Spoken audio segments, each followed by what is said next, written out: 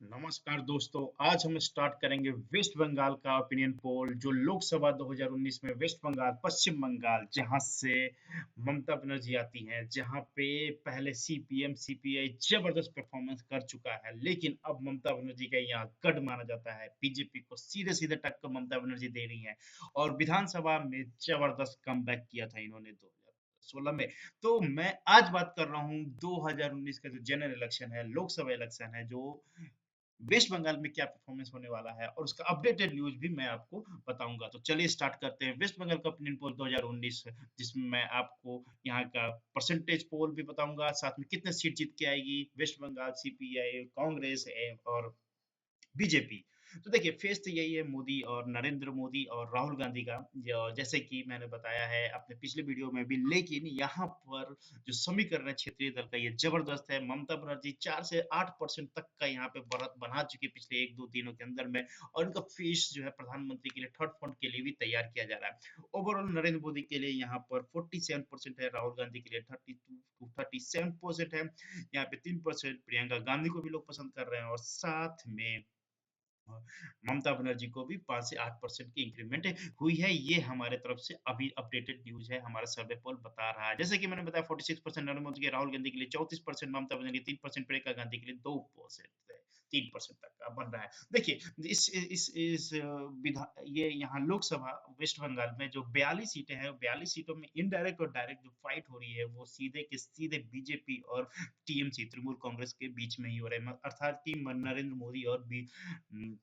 ममता बनर्जी के बीच में ही हो रही है, और कोई भी यहाँ पर आसपास नजर आते हुए नहीं दिख रहा है। दूसरा जो बोल रहा हूँ, जो सीपीएम, जो यहाँ का सबसे बड़ा गढ़ माना जाता था कुछ साल पहले तक, लेकिन अब की बार इनकी कुछ बहुत ज्यादा आइडियाज नजर नहीं आ रहे हैं, धरातल पर बहुत ज्यादा काम नजर नहीं आ रहा है। तो ममता बनर्जी ही यहाँ पर लीडिंग कर रही है। इस क्षेत्रीय दल का भी यहाँ पे बहुत ज्यादा बोलबाल नजर नहीं आ रहा है हमें। चलिए, अब बात करते हैं, गठबंधन की सरकार है, लेकिन बीजेपी जिसे यहाँ पे किसी क्षेत्रीय दल से गठबंधन नहीं किया है, उसी तरह यहाँ पे कांग्रेस और टीएमसी भी कोई गठबंधन नहीं कर रही है। टीएमसी अकेले ही लड़ने जा रही है, और कांग्रेस का यहाँ पे बहुत ज्यादा स्कोप भी नहीं है। पिछले 2-4 लोकसभा में भी यहाँ पे बहुत ज्यादा इनका पल्ला भारी नजर नहीं आते हुए। हाँ, बशर्ते बीजेपी ने अपने आप को बहुत ज्यादा इम्प्रूव यहाँ पे किया है, पर ममता बनर्जी कांग्रेस के साथ हाथ मिलाना नहीं चाहती, उनका हाथ लेना नहीं चाहती हैं, कम से कम वेस्ट बंगाल में तो पक्का। देखिए, सिंपल है, 543 लोकसभा सीट है, 272 की जिसकी भी आंकड़ा आ जाए उसका मुख्यमंत्री प्रधानमंत्री जरूर बन जाएगा, तो ठीक है। यहाँ से वेस्ट बंगाल से 42 सीट आती है, और 42 की 42 सीटें बहुत मेजर होती है, क्योंकि कलकत्ता, वेस्ट बंगाल जो है एक बहुत बड़ा राजनीतिक क्षेत्र भी माना जाता है, आजादी आजादी से पहले के, आजादी के बाद का भी। तो जो यहाँ पे 42 सीटें हैं, वो बहुत इंपॉर्टेंट है किसी को भी सरकार बनाने के लिए। यदि बीजेपी या फिर जो जो राष्ट्रीय पार्टी है, बीजेपी कांग्रेस को सीट कम मिलती है, तो ये सीटें जो काउंट होगी, यदि ज्यादा जीतते हैं कलकत्ता से, वेस्ट बंगाल से, तो डेफिनेटली उसको थर्ड फ्रंट में बेनिफिट उठाया जा सकता है। तो यही ममता बनर्जी का यहाँ पे नजरिया भी रखा गया है। दोस्तों, पॉज करके प्लीज आप कमेंट बॉक्स में अपडेट कर दीजिए कि टीएमसी कितना सीट जीत के आ सकती है वेस्ट बंगाल से। ये एक छोटा सा रिक्वेस्ट है आपसे। तो दोस्तों, आगे बढ़ते हैं और सबसे बड़ा इंपॉर्टेंट बात बता देते हैं कि यहाँ पे जो लहर है, वो टीएमसी और टीएमसी और बीजेपी के बीच में ही है। बाकी जो दल है, कांग्रेस, सीपीआई, उनका बहुत ज्यादा बोलबाल नहीं है। 2014 का जो हमारा जो रिजल्ट आया था, वो उसमें 2 बीजेपी जीती थी, 4 कांग्रेस जीती थी, 2 सीपीआईएम जीती थी, और 34-34 तृणमूल कांग्रेस जीती थी।